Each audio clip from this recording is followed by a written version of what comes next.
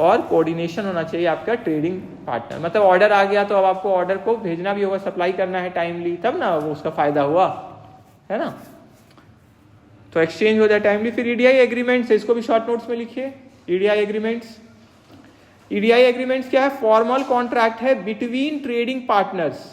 यहाँ पे बेसिक्स दिया हुआ है, फिर आगे मतलब जो आपस में वो लोग ये कर लिए, आपस में एग्रीमेंट जो कर लिए हैं, जो बताता है कैसे ईडीआई ट्रांजैक्शन कंडक्ट होगा, आपस में कैसे होगा वो कंडक्ट, कैसे मतलब काम करेंगे हम लोग ईडीआई के ईडीआई को लेकर।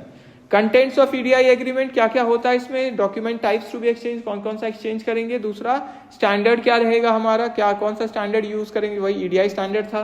फिर ईडीआई कम्युनिकेशन मेथड, कौन सा मेथड है। सिक्योरिटी मेजर्स क्या क्या रहेगा। डेटा कॉन्फिडेंशियलिटी के ऊपर बात करेंगे कि लीक नहीं करना है, या किस तरीके से आप बता सकते हैं या नहीं बता सकते किसी और को। एरर हैंडलिंग प्रोसीजर, कोई खामी आ गया, गड़बड़ी आ गया तो कैसे दूर करेंगे।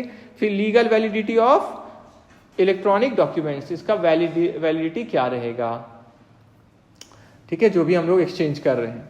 तो ईडीआई एग्रीमेंट हो जाने से क्या होता है, क्लियर हो जाता है ना चीजों के बारे में। अगर एग्रीमेंट नहीं है तो पता नहीं चलता कैसे काम होगा, इसलिए लोग क्या करते हैं, बिजनेस में एग्रीमेंट कर लेते हैं।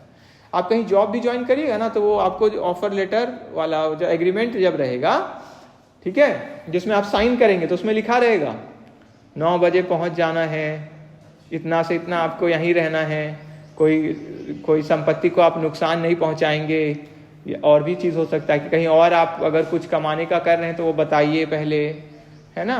तो अलग अलग चीज़ों के ऊपर उसमें बताया रहेगा। ओवरऑल इंपॉर्टेंस क्या है ईडीआई का इलेक्ट्रॉनिक कॉमर्स में? तो अगर इलेक्ट्रॉनिक कॉमर्स में ईडीआई सॉफ्टवेयर का आप यूज़ कर रहे हैं तो ये तो बहुत इंपॉर्टेंट चीज़ है। तो बैकबोन इसलिए लिखा गया है B2B ई कॉमर्स का, क्योंकि उन लोग का इलेक्ट्रॉनिकली वे में तुरंत काम इससे हो जाता है। तो इसलिए मेन बैकबोन मतलब क्या होता है, रीढ़ का हड्डी, है ना। तो रीढ़ मतलब क्या होता है, मेन चीज। देखिए आपका अगर रीढ़ का हड्डी का कोई दिक्कत है तो चलने में दिक्कत हो जाएगा ना आपको।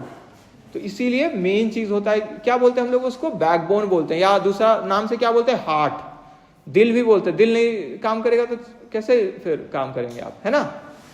ठीक है, तो ये सब बैकबोन हो गया, हार्ट हो गया, ये दिखाता है इंपॉर्टेंस उस चीज का कि बहुत इंपॉर्टेंट है वो।